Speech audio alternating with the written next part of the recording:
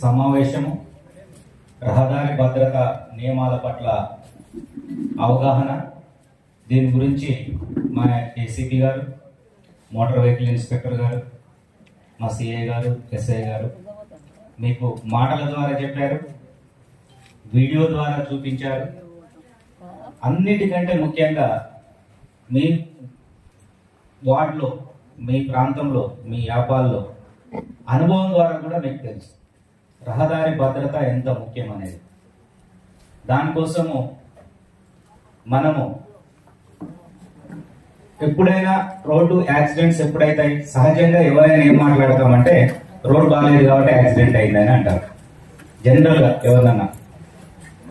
ఈ మధ్య కాలంలో కొత్త ట్రెండ్ ఏంటంటే పోలీసు వారు డ్రంక్ డ్రైవ్ చేస్తే, బాగా తాగిన వ్యక్తి డ్రంక్ డ్రైవ్ చేసి అతన్ని పట్టుకుంటే అతనితో పాటు అతను ఉన్న వెనకాయన ఏమంటాడు, ప్రభుత్వమే బంద్ చేయించవచ్చు కదా వైన్ షాపులని. ఒక సైడ్ వైన్ షాపులు పెడతారు, ఒక సైడ్ ఏమో చెక్ చేస్తారు అంట. అది తెలివి అంటారు. ఒక సైడ్ ఏమో యాక్సిడెంట్ ఎందుకు అయిందంటే రోడ్ బాగాలేదంటాడు, రెండో సైడ్ తాగేందుకు నడుతున్నాం అంటే షాపులు బంద్ చేయించవచ్చు అంటారు. ఇవన్నీ ఏమంటారంటే వితండవాదాలు అంటారు. ఈ రోజు ఈ అవగాహన పెట్టడానికి ఉద్దేశం ఏంటంటే, ఇట్లాంటి వితండవాదము అనేది ప్రాణము పోయేటప్పుడు మిమ్మల్ని కాపాడదు, ప్రాణాలు కోల్పోయేటప్పుడు కాపాడదు.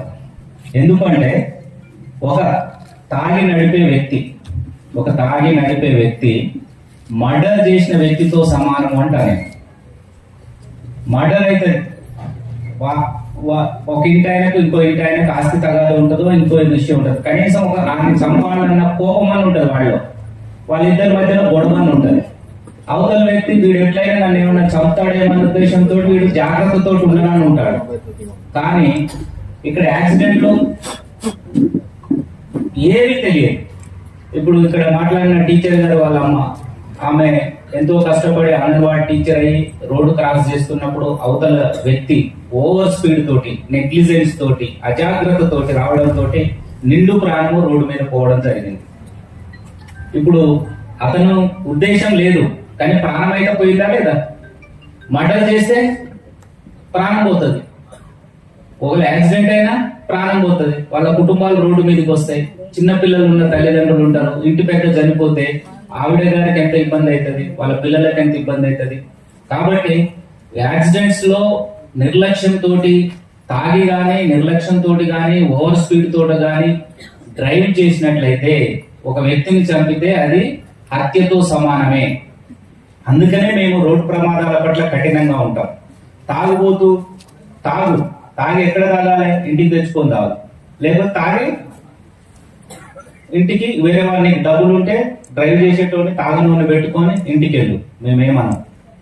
కానీ తాగి నువ్వు పడకపోవడం వల్ల నీ కుటుంబానికి దూరం కావడంతో పాటు అవతల వ్యక్తి అమాయకుడు సింగరేట్ జాబ్ చేసుకొని వస్తుంటాడు రాత్రి పూట, లేకపోతే మా మంచిర్యాలలో షాప్ లో పనిచేసి వాళ్ళ కుటుంబాన్ని సాదుకొని వస్తుంటాడు. వాడికి గుద్దడంతో వాడి చనిపోయే హక్కు నీకు ఇవ్వలేదు. ముఖ్యంగా ఇప్పుడు వ్యాపారం నేను చూశాను, దీంట్లో 2023లో మనకు అప్పుడు రోడ్డు కంప్లీట్ కాలేదు, డబుల్ రోడ్ ఏముండే, ఇప్పుడు 4-వే మీడియన్ అని ఉన్నాయి. రోడ్డు మంచిదైతే యాక్సిడెంట్ తగ్గాలి, కానీ యాక్సిడెంట్ పెరిగినాయి. అంటే అర్థమైందంటే రెండు విషయాలు అవగాహన లేకపోవడం వల్ల మనకు పెరిగినాయి. ఒకటి, మనము రోడ్డు క్రాస్ చేసేటప్పుడు అవగాహన లేదు. రెండోది, 2 వీలర్ మీద చనిపోయి, ఇప్పుడు 7 చనిపోయినారు. ఈ ఇయర్ లో 3 మెంబర్స్, లాస్ట్ ఇయర్ 4. 2 వీలర్స్ కూడా మీరు డ్రైవ్ చేసేటప్పుడు ఎట్లా డ్రైవ్ చేస్తాను, నేను ఈ రూట్ అంతా అబ్జర్వ్ చేస్తుంటాను. చాలా మంది ఇప్పుడు ఇక్కడ ఉన్న వీళ్ళందరూ 2 వీలర్స్ బైక్ డ్రైవ్ చేస్తారు, రైడ్ చేస్తుంటారు. ఎక్కడ ఉంటారు చెప్పండి? జనరల్ గా లెఫ్ట్ సైడ్ ఉంటారా, మధ్యలో లైన్లోనే ఉంటారు, లేకపోతే ఆ చెట్లు ఉన్న మీడియం దగ్గరకు ఉంటారు. ఎందుకు? మీకు అవగాహన లేదు.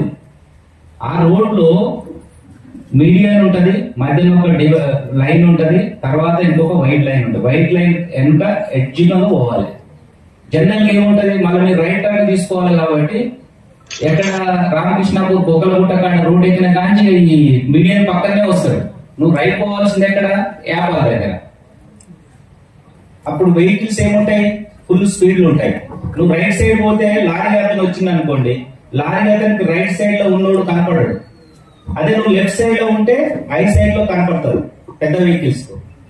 రైట్ తిరగాలి. నువ్వు ఆ ప్లేస్ కాడికి వచ్చిన తర్వాత వెనక చూసుకొని వెహికల్స్ ఏది రానన్నప్పుడు క్రాస్ చేసుకొని వెళ్ళిపోవాలి. చెప్పారు 2 గంటలు చెప్పినా ఇది సరిపోదు సమయము, కాబట్టి ఇంపార్టెంట్ చెప్తాను నేను. ఇప్పుడు మనం రీసెంట్లీ ఒక 4 రోజుల కింద కర్నూలు జిల్లాలో ఒక రాత్రిపూట బస్సు ప్రమాదంలో 19 మంది చనిపోయారు, సజీవ దహనమైనరు. అతి కొద్ది మంది మాత్రమే బయటపడ్డారు.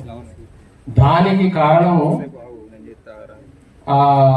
ఈ బస్సు, ప్రైవేట్ బస్సు ఆ ప్లేస్ కి రాకముందు ఒక 2 వ్యక్తులు 2 వీలర్ మీద, ఒక బైక్ మీద వాడు మద్యం లిక్కర్ తాగి బాగా తాగిన మైకంలో వెనుకొని కూర్చోబెట్టుకొని బండి మీద పోయి ఒక డివైడర్ గుద్దుకొని వాడు బండి నడిపాడు, ఎగిరాడు, దూరం పడ్డాడు, వాడు చచ్చిపోయాడు.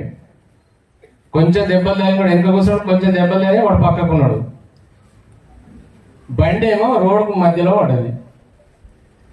వాడు అనుకోలేదు ఆ బండిని కనుక రోడ్డు మధ్యలో ఉంది కానీ ఆ బండిని కొంచెం పక్కకు లాగేస్తే బస్సు ప్రమాదం జరగకపో.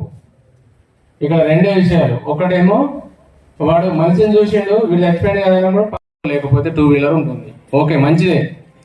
కానీ ప్రతి వెహికల్కి, ప్రతి బండికి డ్రైవింగ్ లైసెన్స్, నడిపడానికి డ్రైవింగ్ లైసెన్స్ ఉండాలి, రిజిస్ట్రేషన్ ఉండాలి బండికి, తర్వాత ఇన్సూరెన్స్ ఉండాలి. ఈ 3 ఉంటే ఏమవుతుందంటే అనుకోకుండా ఏదైనా ఇట్లా యాక్సిడెంట్ అయినప్పుడు కాలు ఇరిగితే ట్రీట్మెంట్ కోసం ₹1,00,000 వస్తాయి, చెయ్యి ఇరిగితే ₹1,00,000 వస్తాయి. ఒకవేళ దురదృష్టం ఉంటే మనిషి చనిపోతే అతడు చేసిన పనిని బట్టి, ఒక ఉద్యోగి ఉన్నాడు చనిపోయాడు, ఒక 20-25 లక్షలు వస్తాయి ఆ కుటుంబానికి. So driving license, RC, insurance అనేటువంటి చాలా ఇంపార్టెంట్. దయచేసి బండ్లు, కార్లు ఉన్న వ్యక్తులు అందరూ ఈ 3 పెట్టుకోండి.